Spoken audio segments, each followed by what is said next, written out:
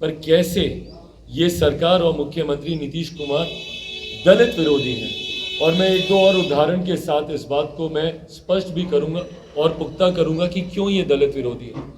अनुसूचित जाति जनजाति विरोधी मुख्यमंत्री नीतीश कुमार जी और उनकी कार्यशैली में इनका ये दिखाई देता है। उनसे हम लोग ये मांग करते हैं, 3 मांगे हैं जो प्रमुखता से हम लोग रखना चाहेंगे। मुख्यमंत्री नीतीश कुमार दलित विरोधी नेता हैं और ये बात कई दफे साबित हो चुकी है। ये कहना हमारा नहीं बल्कि ये कहना लोक जनशक्ति पार्टी रामविलास के राष्ट्रीय अध्यक्ष सर जमुई सांसद चिराग पासवान का है। नमस्कार, आप देख रहे हैं न्यूज़ फॉर नेशन और मैं हूं सांत्वना आपके साथ। चिराग पासवान ने एक बार फिर मुख्यमंत्री नीतीश कुमार पर बड़ा आरोप लगाते हुए उन्हें दलित विरोधी बताया है और कहा है कि दलित के पक्ष में कभी भी प्रदेश के मुख्यमंत्री ने कोई फैसला नहीं लिया। दलितों के साथ हमेशा अनदेखी की गई है, कई योजनाओं में उनके साथ कटौती की गई है। और इतना ही नहीं, चिराग पासवान ने 3 बड़ी मांगे रखी है मुख्यमंत्री नीतीश कुमार के सामने। क्या है वो मांगे, क्या कुछ कह रहे हैं वो दलितों के पक्ष में होकर छोड़ जाते हैं उनकी पूरी बात। मैं मौजूदा बिहार की सरकार और हमारे मुख्यमंत्री आदरणीय नीतीश कुमार जी जो बड़े बड़े वादे करते हैं, पर कैसे ये सरकार और मुख्यमंत्री नीतीश कुमार दलित विरोधी हैं। और मैं एक दो और उदाहरण के साथ इस बात को मैं स्पष्ट भी करूंगा और पुख्ता करूंगा कि क्यों ये दलित विरोधी है। अनुसूचित जाति जनजाति विरोधी मुख्यमंत्री नीतीश कुमार जी और उनकी कार्यशैली में इनका ये दिखाई देता है। उनसे हम लोग ये मांग करते हैं, 3 मांगे हैं जो प्रमुखता से हम लोग रखना चाहेंगे। पहली मांग, सामाजिक न्याय और अधिकारिता मंत्रालय भारत सरकार के पोस्ट मैट्रिक स्कॉलरशिप अनुसूचित जाति जनजाति योजना दिशा निर्देश 2021 को बिहार में तत्काल लागू करने हेतु अनुसूचित जाति अनुसूचित जनजाति कल्याण विभाग भारत सरकार बिहार सरकार अधिसूचना जारी करे ताकि उसको इम्प्लीमेंट किया जा सके और ये फ्री शिप कार्ड का लाभ बिहार के भी अनुसूचित जाति जनजाति के छात्र उठा सकें।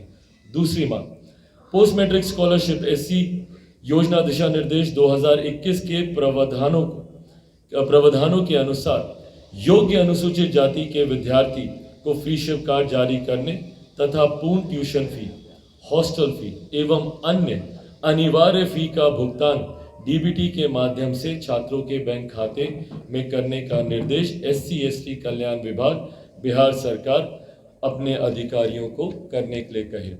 2021 से ही इनको इसका लाभ मिलना चाहिए था, तो ये बैकलॉग भी इकट्ठा होता जा रहा है, तो ये बैकलॉग भी रिलीज किया जाए, ये अधिसूचना बिहार सरकार जारी करे। और तीसरी और अंतिम मांग, पोस्ट मैट्रिक स्कॉलरशिप योजना के तहत ट्यूशन फी, हॉस्टल फी एवं अन्य अनिवार्य फी की अधिकतम सीमा निर्धारित करने वाले SC/ST कल्याण विभाग बिहार सरकार की अधिसूचना 4061 दिनांक 16/5/2016 को तत्काल प्रभाव से वापस लिया जाए, जो भारत सरकार के पोस्ट मैट्रिक स्कॉलरशिप अनुसूचित जाति जनजाति योजना दिशा निर्देश 2021 के प्रावधान के खिलाफ है और योजना के मूल उद्देश्य को खत्म करने वाला है, जिसका मैंने आपके सामने जिक्र किया। जो कैपिंग इन्होंने कर दी है, उसकी जो एक अधिकतम सीमा, एक अपर लिमिट जो तय कर दी गई है, उस अपर लिमिट को हटा दिया जाए। ये इसके मूल उद्देश्य के ही खिलाफ है।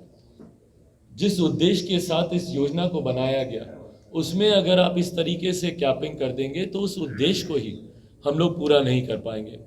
और जैसा मैंने इसकी शुरुआत में कहा कि मुख्यमंत्री नीतीश कुमार दलित विरोधी सरकार का नेतृत्व कर रहे हैं, ये तो एक उदाहरण है कि भैया कैसे अनुसूचित जाति जनजाति से आने वाले छात्रों को शिक्षा में, भाई आप उनके पढ़ने लिखने में, पढ़ाई में ही आप बाध्यता आप उत्पन्न कर रहे हैं। वो बेहतर तालीम, बेहतर शिक्षा हासिल ही नहीं कर पाए, उसमें आप गतिरोध आप उत्पन्न करने का प्रयास कर रहे हैं। ये तो एक उदाहरण है। दूसरा उदाहरण, आए दिन जिस तरीके से अनुसूचित जाति जनजाति से आने वाले लोगों की टारगेट किलिंग की जा रही है, और मैं टारगेट किलिंग इसीलिए कह रहा हूं, चौकीदारों को चुन चुन कर मारा जा रहा है। जो हम लोग की सुरक्षा के लिए तैनात है, उन लोगों को चुन चुन कर मारा जा रहा है। दलित युवाओं के साथ किसी की गला रेत कर हत्या कर दी जा रही है, किसी की गोली मारकर। बच्चियों के साथ सामूहिक दुष्कर्म किया जा रहा है, बलात्कार की घटनाएं सामने आ रही हैं। आप आंकड़े देखेंगे, आंकड़े दर्शाते हैं कि किस तरीके से अनुसूचित जाति जनजाति पर उत्पीड़न बढ़ा है, और ये आंकड़े दर्शा रहे हैं।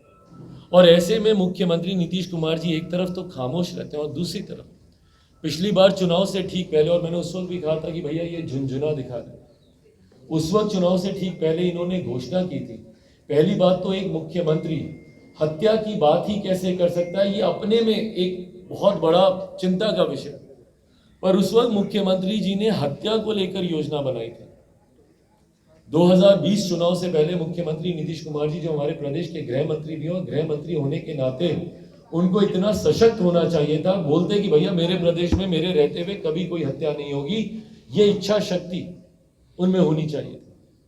पर इस इच्छा शक्ति के विरुद्ध मुख्यमंत्री जी 2020 में एक योजना लेकर आते हैं, जिसके तहत कहा जाता है कि अगर किसी दलित परिवार में हत्या होगी, दलित महादलित परिवार में हत्या होगी, तो उनके आश्रितों को सरकारी नौकरी दी जाएगी, उनके परिवार वालों को 4 लाख रुपए का मुआवजा दिया। दिन हत्याएं हो रही हैं, और आप जाइए जाकर स्थानीय प्रशासन से पूछिए तो अधिकांश जगहों पर तो उनको पता ही नहीं है भैया कि इसका नोटिफिकेशन क्या है।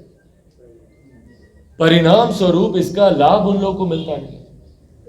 बिहार में कोई ऐसी जगह नहीं है जहां पर हत्याओं में लोक जनशक्ति पार्टी, रामविलास, मैं खुद या हमारे पार्टी के नेता नहीं जाते, जिसमें अधिकांश दलित परिवार भी हैं। मैं कल रात भी गया था भैया, गया जहां एक चंद्रवंशी परिवार में हत्या हुई, वहीं एक पासवान, अरुण पासवान, उनकी हत्या कर दी गई।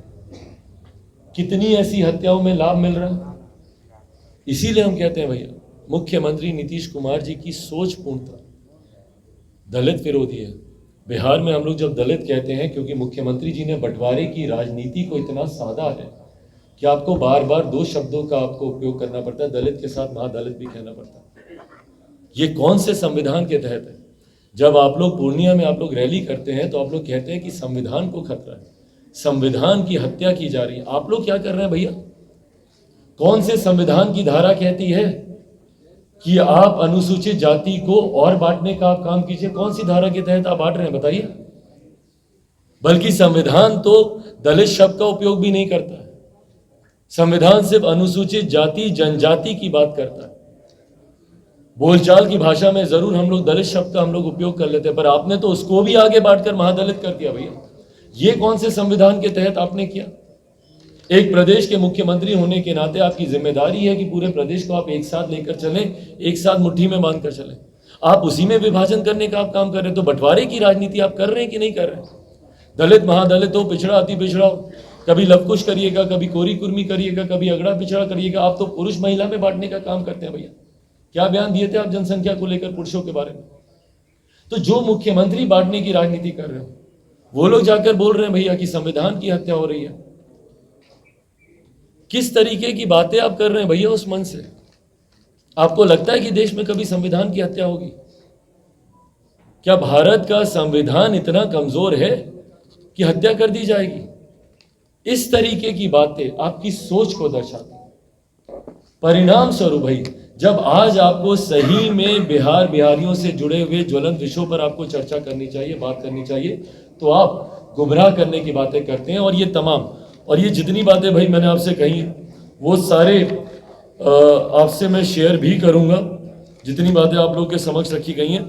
और अंत में एक विषय और आप लोगों के समक्ष मैं रखूंगा